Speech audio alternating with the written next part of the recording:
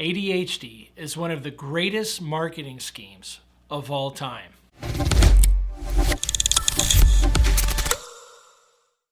Hi, I'm Dr. Daniel Berger. Welcome back to AIM Truthcast. Today we're going to be tackling a tough issue, and that is ADHD, or Attention Deficit Hyperactivity Disorder. While we're not going to be able to tackle this entire construct today, I do want you to really question and think through what we have accepted in regards to this ADHD construct. Now, I want to say as a disclaimer that I'm in no way saying that children do not have behavioral problems. In fact, as you'll see, the reason why they're labeled is because they have behavioral problems. ADHD has never been organically discovered. In other words, there is nothing physical that we can say is in fact ADHD.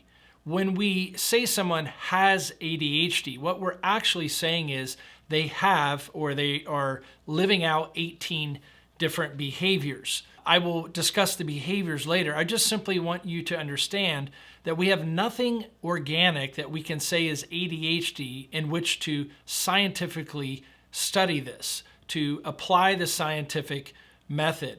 We are simply describing normal human behavior. Sadly, there are psychiatrists, some of which who profess to be Christians, who are charging thousands of dollars to do brain scans and saying that they have found ADHD in a child's brain. But I want to quote the DSM-5 text revised. The DSM is considered to be the psychiatric Bible. It's the Diagnostic and Statistical Manual of Mental Disorders. Listen as I read page 72. It states, in regard to diagnosing alleged ADHD, no biological marker is diagnostic for ADHD, although ADHD has been associated with elevated powers of slow waves as well as decreased power of fast waves. A later review found no differences in theta or beta power in either children or adults with ADHD relative to control subjects. This section goes on to say that some children have variances in their brains, but not all children that are diagnosed as ADHD, and therefore this is not an issue that can be diagnosed. I'm going to get to the variances later, but I'm going to show you that the variances are fully explained in two things. Number one is sleep problems, and number two is the actual stimulants that many times disrupt sleep and atrophy the brain and destroy the dopaminergic system, etc. So all these variances that are said to be attributable to ADHD, that are used to validate the ADHD construct, are actually best explained scientifically as the result of problems sleeping, severe problems sleeping, or significant problems in quantity, quality, and regularity of sleep, as well as in the actual alleged treatment of attention, which are psychostimulants, performance enhancement drugs. And we're going to get to drugs a little bit. I'm not going to fully develop all of this. I'll save that for another video. I just want you to see in this video that we are being deceived. And who is paying for this? The children in our care. And so my heart in this is to free us from this deceitful money-making scheme that so many people have bought into. I want you to understand that all alleged 18 symptoms of ADHD are actually behaviors. They are normal behaviors, but nonetheless they are behaviors. They're undesirable behaviors. None of us wants our children to forget things that are important, or to cut in line, or to answer things before the question is asked. These are all behaviors that we want our children to fix or change or deal with. But I want you to note as well that all 18 of these are non-biological issues. In other words, in a disease entity, you have actual physicality. You have something that is organic. You have something that is biological, or what they call pathonomic, or there's a pathology. There are biomarkers that can be found in the body. With the construct of ADHD, they're saying if a child is misbehaving, they can be labeled as having ADHD, or told that they quote unquote have ADHD. Listen to what Dr. John Kruse, a psychiatrist, in fact considered to be an expert on ADHD, has to say about these behaviors. We'll start with our diagnostic category, or how we diagnose ADHD, and that is there are 18 different symptoms. 9 of them are hyperactive impulsive, 9 of them are inattentive. So the inattentive ones are things like forgetting to follow through on things, losing items, being easily distracted. The impulsive and hyperactive ones are cutting people off in conversations, blurting things out, running around, fidgeting. The definitions themselves were designed with a child population in mind. Again, with ADHD, they're all usual behaviors. It's just to an unusual extent. So the diagnosis comes under a lot of stigma and questioning. Isn't this just normal behavior carried to a ridiculous extent? Now you notice here that he admits that these are all normal behaviors, but then he gives us a criteria for allegedly distinguishing between normal and abnormal. When we say have them, all of these are things that normal people can display at any time. So any of us might interrupt someone, might have trouble sitting, might have trouble attending to a task. But to meet the criteria, these have to be displayed in excessive amount of time or to an excessive degree, to the extent that they're causing some dysfunction or distress, and that they have to be displayed in multiple realms of life. So if it's only at work that you have trouble completing your task, that might have something to do with your boss or an uncomfortable chair or something. So these have to be traits that are displayed in multiple realms of life. I'm not going to repeat what I went through in previous videos. You can check that out on my channel. There are 2 videos on the difference between science and scientism, and then a pair of videos that look at what is normal and what is abnormal. How do psychiatrists determine, what are the criteria that they determine normal and abnormal? And in the second video in that series, you will see exactly how they subjectively do this. I just want you to understand that your kids, though they're misbehaving, and though it's driving you crazy, and though it's something that we have to urgently address, and you are right for understanding that, they are not abnormal. We should not be stigmatizing them because of their misbehavior. Why did you go get help in the first place?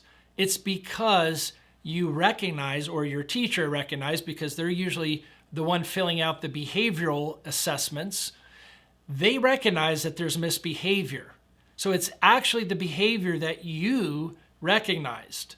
The clinician doesn't actually discover the behavior. They just label the behavior, what you already knew actually, that there's an attention problem and there's a behavioral problem.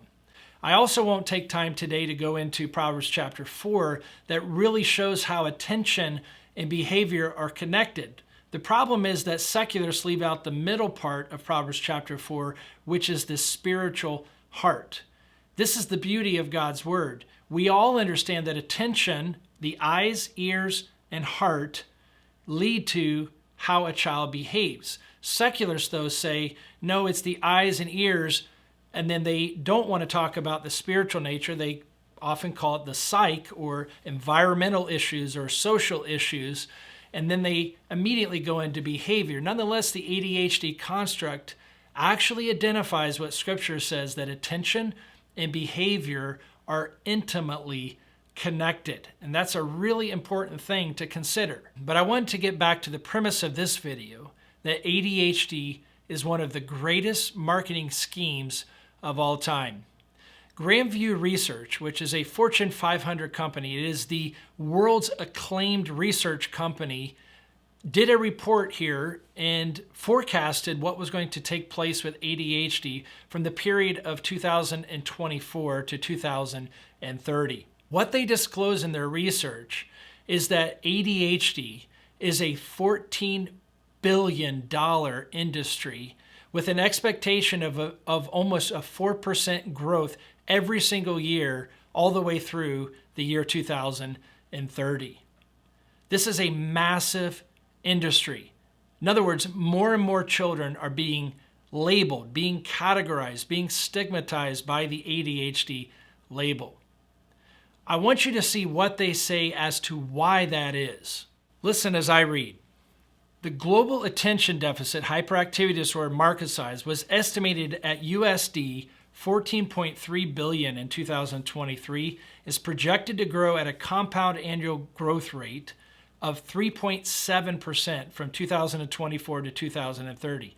The market's growth can be attributed to, first of all, escalating demand for attention deficit hyperactivity disorder drugs, driven by the rising global prevalence of ADHD. And then number two, this growth is further fueled by the increasing awareness about the disorder among healthcare professionals and patients, as well as the escalating healthcare expenditure across various regions. So there are two reasons why more and more kids are being diagnosed as ADHD. Number one, people want the drugs. And number two, the marketing is really good. They are telling people and describing to people what their problems are, and people are saying, yeah, that's me. In fact, some of you are upset because I'm telling you that ADHD doesn't exist organically because you know that it describes your child. It absolutely describes your child. And that is the deceit in this as well. When someone takes their child into the clinician, the problems, the behaviors, or the behavioral analysis has already been done. Again, that is what drives the person, the parent, the guardian, to go to some type of clinician in the first place. What the clinician does is not find something. When they say they have ADHD, that's also deceitful. They're not finding ADHD in the child. They're just simply taking the description that there's attention and behavioral problems, and they're re-describing it. They're saying there is an attention deficit hyperactivity disorder, activity being hyper, activity being there's high energy, but activity also means behavior. You already knew there were attentional problems and you knew there were behavioral problems, but we leave the clinic thinking that we have an explanation for these behavioral problems. And that is actually a tautological error. It is a mistake to take an explanation out of a description. That is sadly what people think, that my child's behavioral problems are caused by ADHD. How dare you talk about ADHD? That's what caused my child's behavior problems. Remember, all of these behaviors are normal. So we know biblically that Scripture is going to speak on them if the world itself is saying that they're normal. But I want you to understand, number one, drugs are behind this, the marketing of drugs. And number two, they have marketed normal human behavior as being disordered. They're selling this. You say, I don't buy that. Let me share with you just quickly how Adderall, one of the most prescribed drugs, was actually named, how the nomenclature for Adderall came to be. Listen to the article that Alan Schwartz wrote in 2013 in the New York Times Post.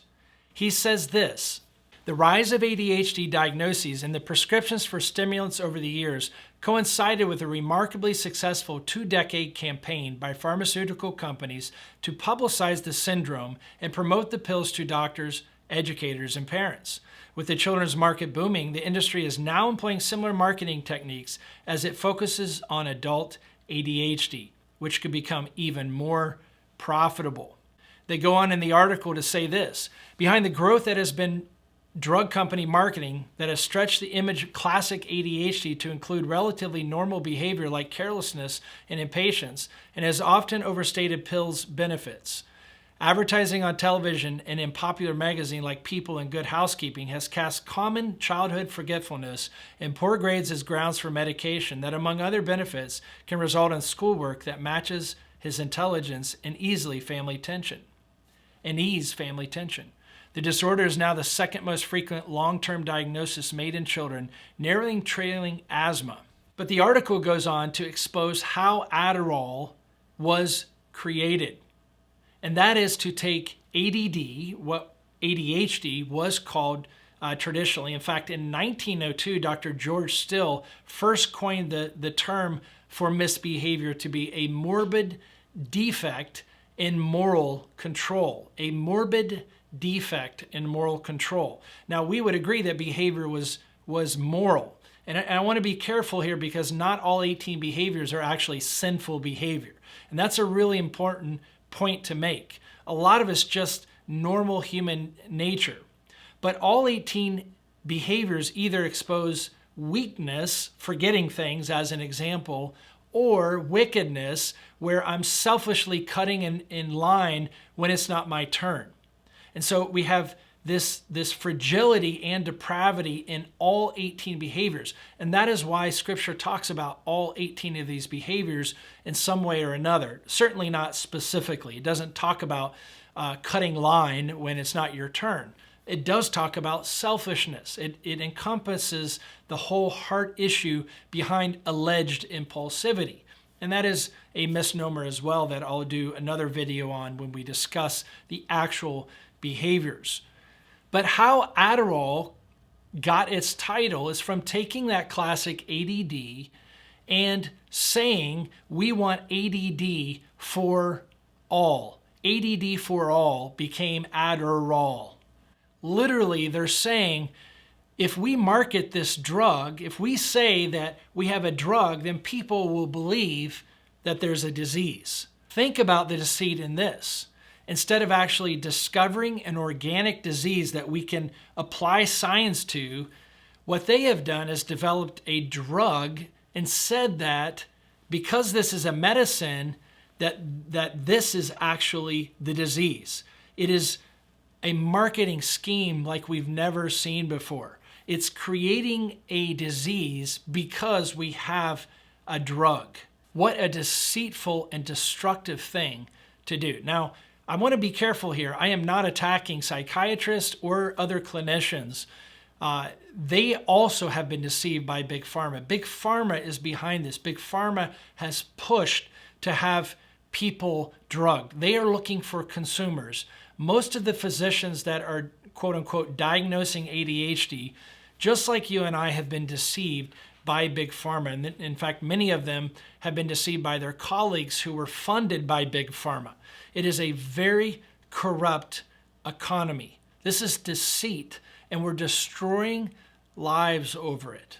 And that's why I'm speaking out on this. I realize I'm not going to be popular from saying this truth. But for the sake of these children, you need to hear this. We need to deal with this. This has to be exposed. It is at the expense of killing and hurting and harming children.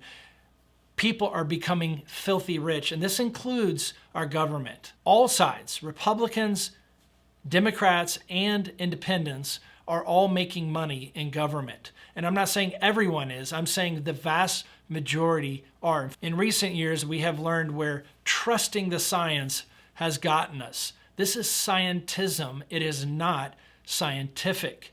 The simple truth is secularists have no idea to help children with their behaviors if they are extreme, if they impair their life, if the child who is usually very, very smart is not making the grades that everyone would expect them to make. This is a failure to explain. That's why ADHD exists. It is not a valid explanation, and it is destroying lives. What research is overwhelmingly showing is that children who are given psychostimulants, which is what Ritalin and Adderall and Concerta and Dexatrine and on it goes, they're constantly coming out with new versions of the same thing. It's just tweaked a little bit with a different name. All of these psychostimulants disrupt sleep to the point that children are then being diagnosed with some type of psychotic disorder, usually schizophrenia. That's because amphetamines and stimulants not only disrupt sleep, but they're also what's called psychotogenic. In other words, they create psychosis. They actually produce psychotic episodes. Alcohol does this in many people as well, as Proverbs chapter 23 points out, that your mouth will say perverted things or delusions. You'll start saying things that aren't true because you're believing those. You'll hallucinate. You'll crawl up the mast of a boat and say, "Who is beating me?" But no one is there. And so we already know this biblically, that these psychotropic drugs can do that. And yet we're seeing more and more people be labeled with even worse physical problems, disrupted sleep, etc., but also even more bizarre behavior because of being diagnosed with this pseudo label. Listen to what Dr. Joseph Witt-Doering has to say about these psychostimulants. The next drugs that we're going to talk about are the ADHD medications. These are drugs like Adderall, Ritalin, or Strattera, and they're used to treat attention deficit hyperactivity disorder in children and adolescents. And honestly, from my perspective, it should not be surprising to people that ADHD medications can cause some severe behavioral problems. They are, after all, mechanistically similar to stimulant drugs like cocaine and methamphetamine. These are drugs that are acting on our dopamine system. However, many people assume that they're not going to have problems with these drugs when they're used at these normal therapeutic doses. But that's not the case. In fact, some people who are just very sensitive to these medications can have side effects, just like the case of Natalie, an Australian woman who spiraled into a drug-induced mania on Ritalin.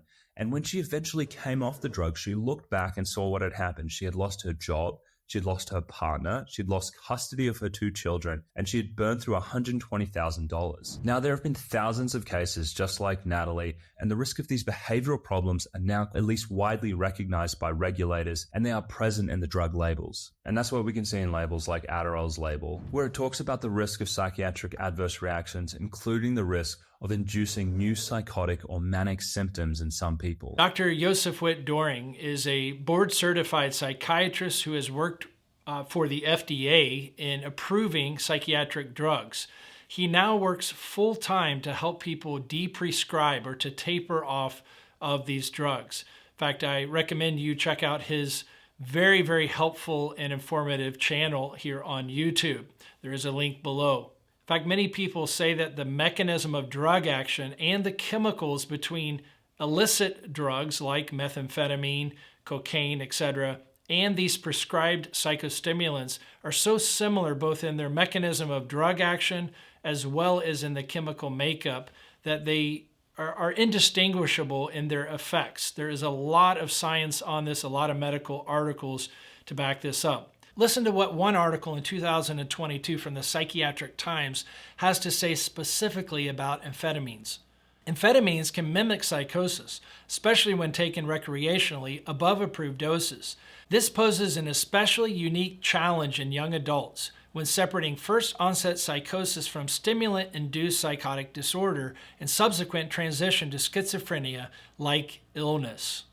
I mentioned that I would give you one example, but let me mention Dr. Dominique Sportelli as well. He's a double board certified psychiatrist. He actually diagnoses ADHD quite often. Listen to what he says. We totally know at this point that there are certain substances that can induce psychosis. Now, remember when we talked about psychosis, psychosis is a symptom, very much in the same way that fever is a symptom, right? But it's sort of a general thing. Now, psychosis is this disorganized thought process. It's hallucinations, delusions, perceptual disturbances.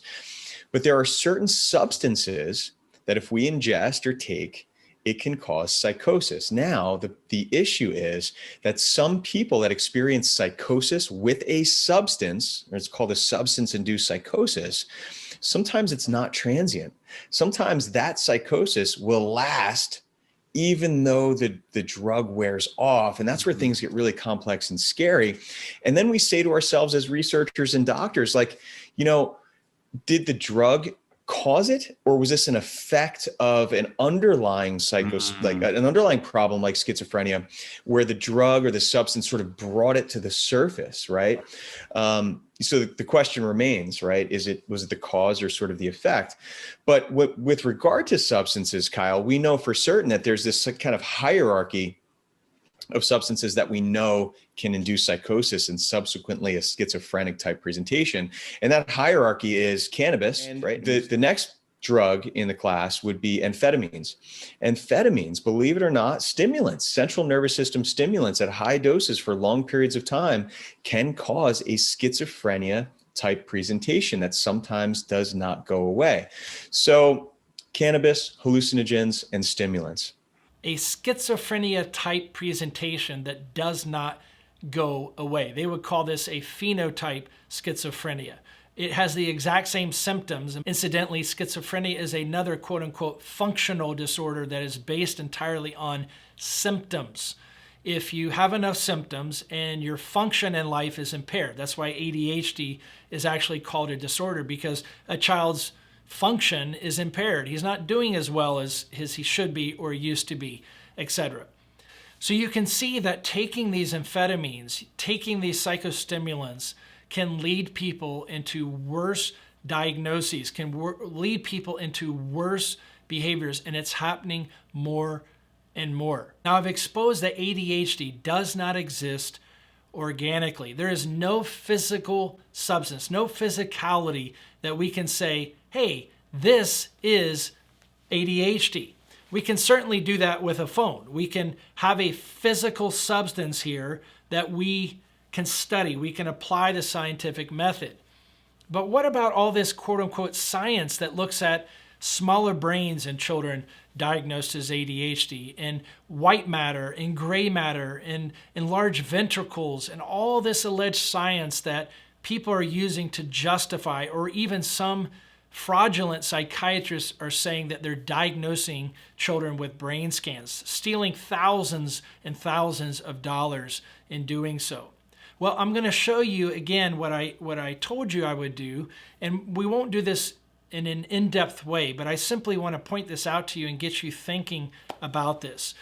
And that is that even the symptomology, what they're saying in the behaviors is ADHD, is actually explainable within this reality that children are not sleeping well. The quality, quantity, and regularity of sleep. And many times it's just the broken regularity. It's disruption in the circadian rhythm. The sleep architecture is disrupted. God intends for us to be steady and to not just have quality and quantity of sleep, but regularity of sleep. And many, many children are not sleeping enough, and they're undisciplined because, quite honestly, their parents are undisciplined as well. And that's why there's a connection. It's not genetics.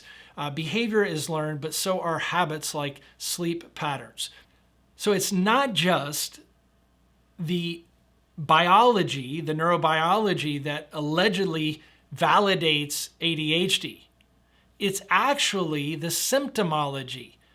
They are trying to describe a child not sleeping well by using the ADHD construct. You say, you're suggesting that the vast majority of children labeled as ADHD aren't sleeping well? That's exactly what I'm suggesting.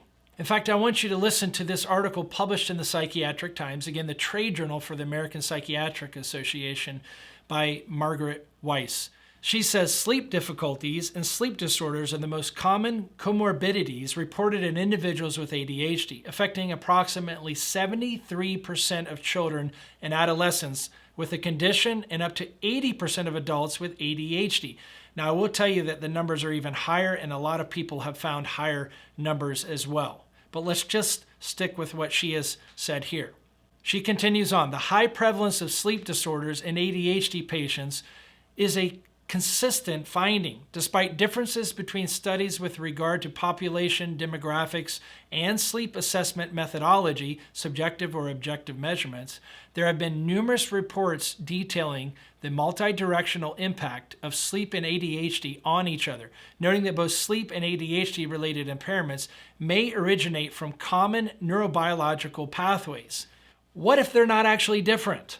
What if what they're calling ADHD in the vast majority of children is the exact result of not sleeping well? I want to cite Dr. Matthew Walker. I've cited him on other videos as well. Matthew Walker is considered to be one of the leading experts on sleep. He used to be a psychiatrist. In fact, he was a pediatric psychiatrist. And I want you to hear what he says in his book, Why We Sleep. An added reason for making sleep a top priority in the education and lives of our children concerns the link between sleep deficiency and the epidemic of ADHD, or attention deficit hyperactivity disorder. Children with this diagnosis are irritable, moodier, more distractible, and unfocused in learning during the day, and have a significantly increased prevalence of depression and suicidal ideation. If you make a composite of these symptoms, listen to this carefully, unable to maintain focus and attention, deficient learning, behaviorally difficult, with mental health instability, and then strip away the label of ADHD, these symptoms are strongly overlapping with those caused by lack of sleep.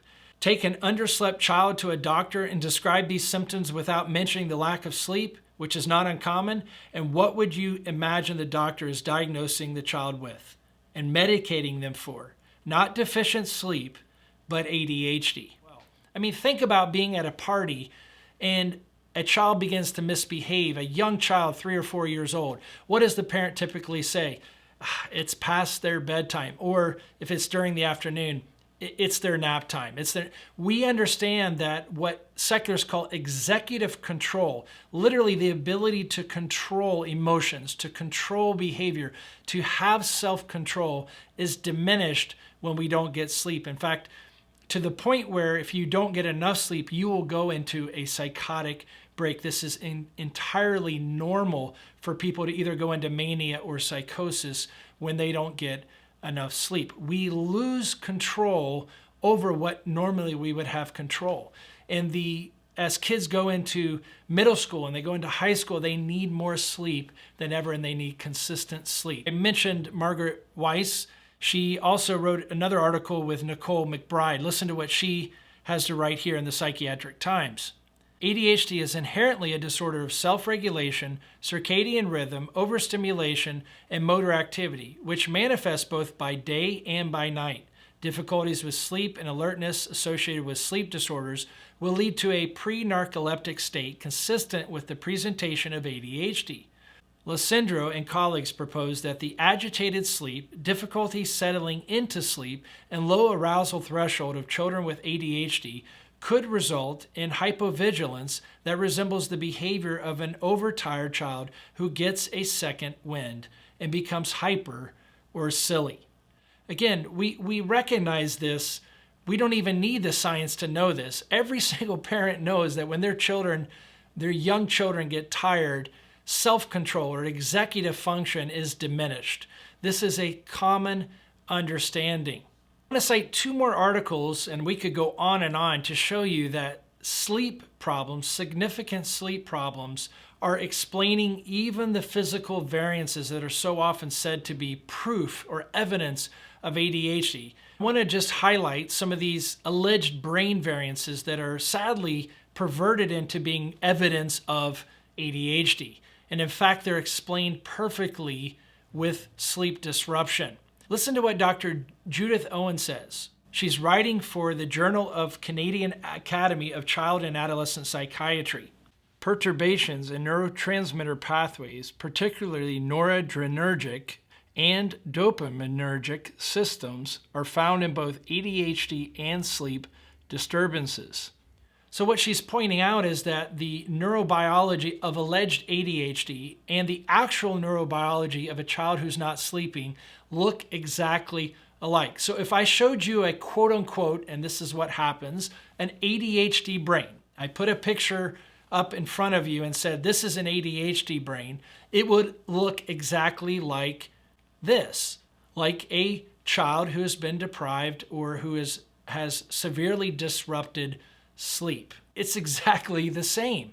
Does that mean that these are 2 different things, or are we missing the big picture here? Are we allowing Big Pharma to sell us something instead of actually fixing the problem? Remember, what Big Pharma goes after is treating symptoms, not actually addressing root causes. And this is in regard to psychiatry. They're not interested in fixing people's problems because they would lose clients, and their 14 billion plus industry just for ADHD alone would go away. We have got to start looking at actual science instead of this scientism. And until actual physical substance, something organic that is ADHD instead of this construct that is ADHD, it's a simple tautological error. It's a redescription of what we already know. Until we actually have something physical to treat, there is no science. There is nothing. What we do have science for is a child's disrupted sleep and the effects of these psychostimulants that are destroying the brain and disrupting sleep even further. Sleep problems not only affect learning, behavior, and memory, but they also affect the brain, DNA, and cognitive function. Listen to one article here in Frontiers in Neural Circuits. Marie Gaines says, sleep deprivation disrupts the lives of millions of people every day and has a profound impact on the molecular biology of the brain. These effects begin as changes within a neuron at the DNA and RNA level and result in alterations in neuronal plasticity and dysregulation of many cognitive functions, including learning and memory. Executive function, memory, impulsivity, all of these, the control over these is diminished when sleep is not there. All of this is scientifically understood. If you'd like to know more about the construct of ADHD or even schizophrenia, two of the books that I've written, The Truth About ADHD and The Schizophrenic Unicorn, will allow you to understand this even better. In fact, I talk a lot about the centrality of sleep in The Schizophrenic Unicorn.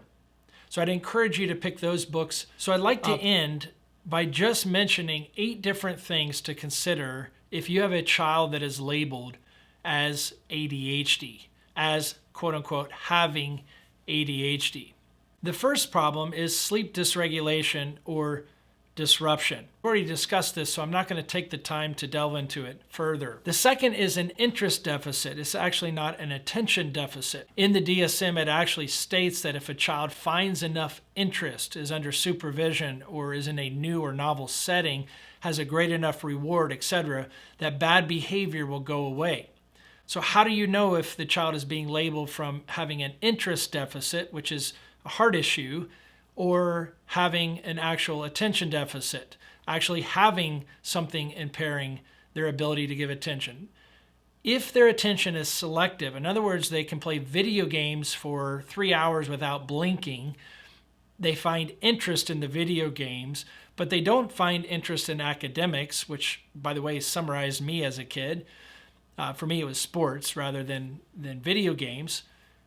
If the child can pay attention in selective areas, but not in other areas, there is an interest deficit. They don't have interest, and that is normal human nature. It's part of what Proverbs tells us that parents need to teach their children, is what to value, what to desire, what to find interest in and pursue.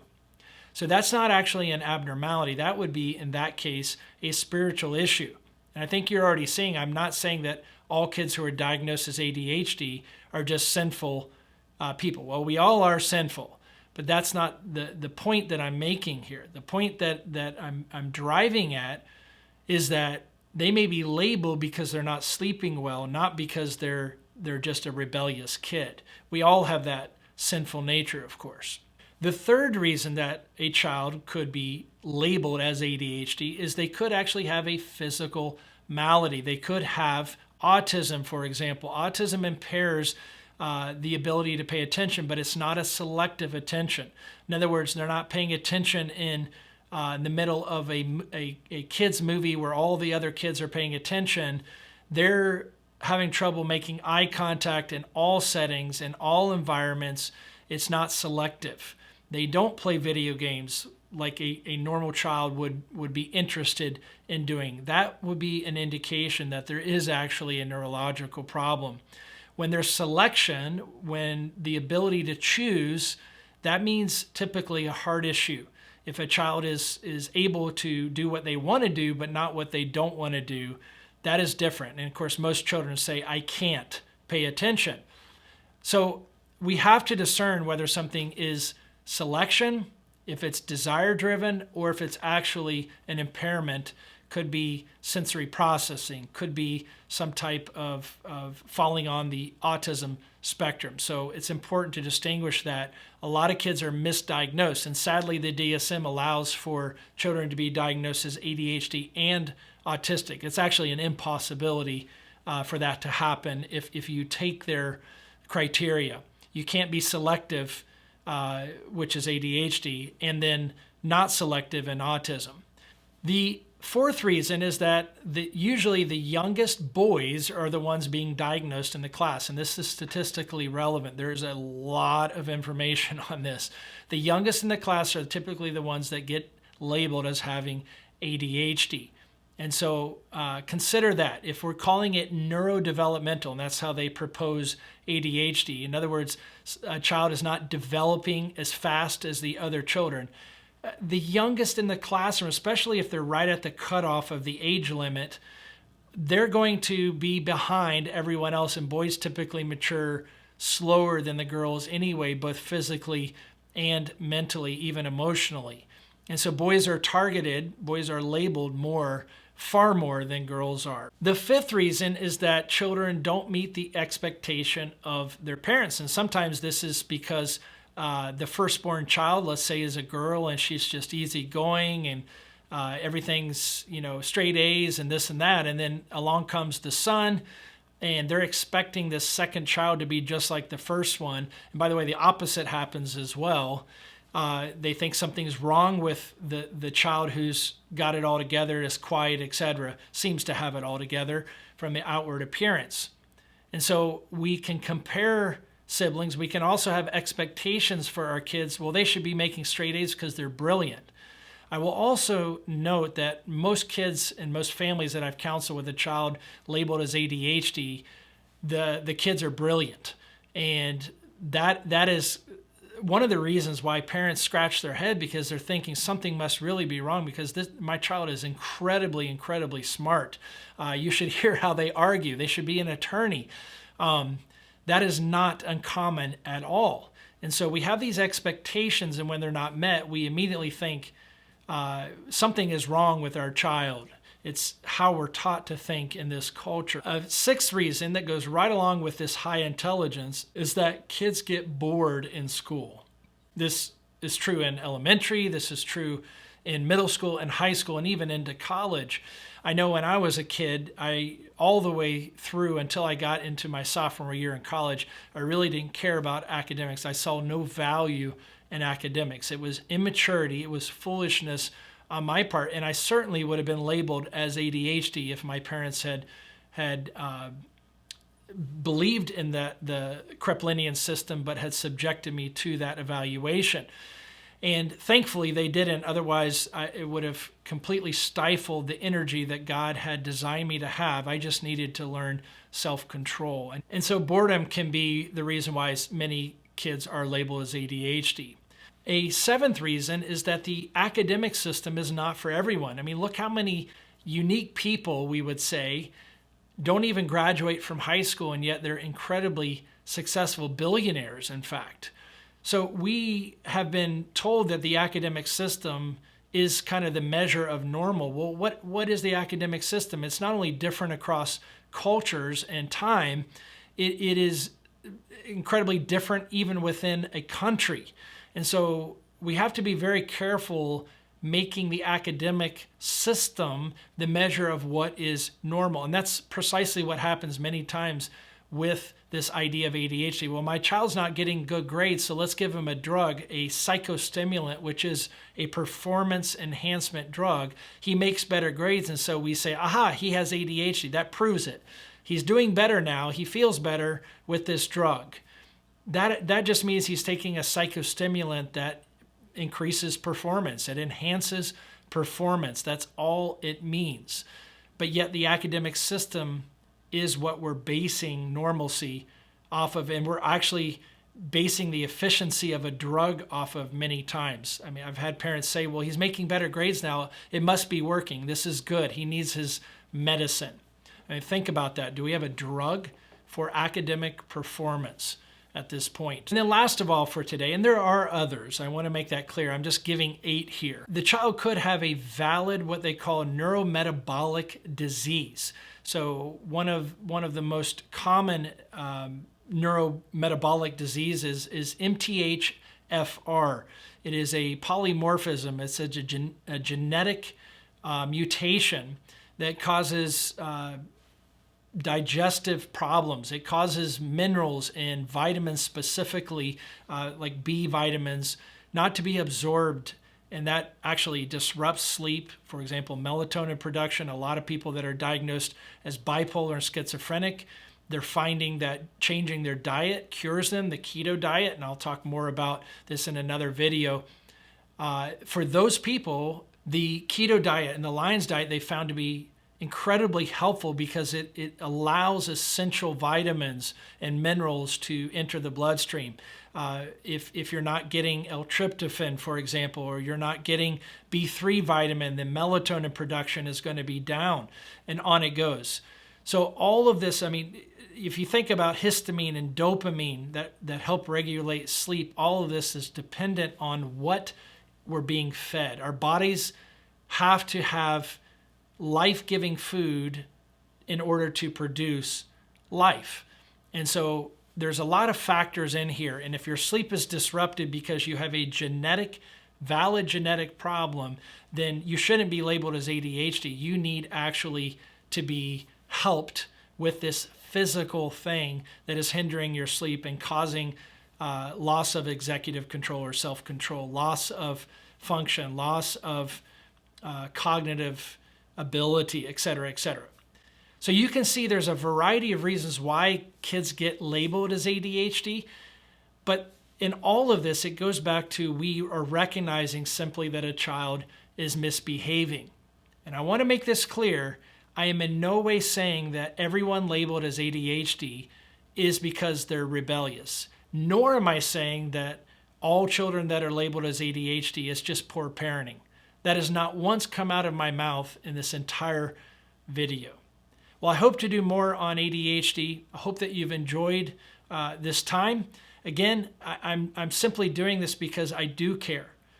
We have to speak out for the sake of our children. We have learned that trusting, quote unquote, the science, and again, it's not science, it's scientism, is incredibly destructive if there is no evidence, if there is no empirical evidence. And that is the case with this entire construct of ADHD. We need to help these kids, but we need to do it using scripture and using science. We need to help deal with real problems rather than simply stigmatizing and labeling and destroying lives. Well, this is not an extensive look at ADHD. I just wanted to get this into the public forefront that we are being deceived. This is one of the biggest marketing schemes of all time. There is an economy which is driving this. And again, I'm not talking about the doctors. I'm not criticizing parents. I'm pleading with doctors and I'm pleading with parents and guardians and teachers to realize that we are being deceived. We can help these children, and in many cases, they have valid physical maladies. We have to take the time to discern those, and sometimes it does take time, rather than just casting labels on children. And we need to help them rather than just label and stigmatize them and cause even more harm. I hope you'll like this video. I hope you'll share it. And I hope that you'll come back for more truth that can set us free. Have a wonderful day.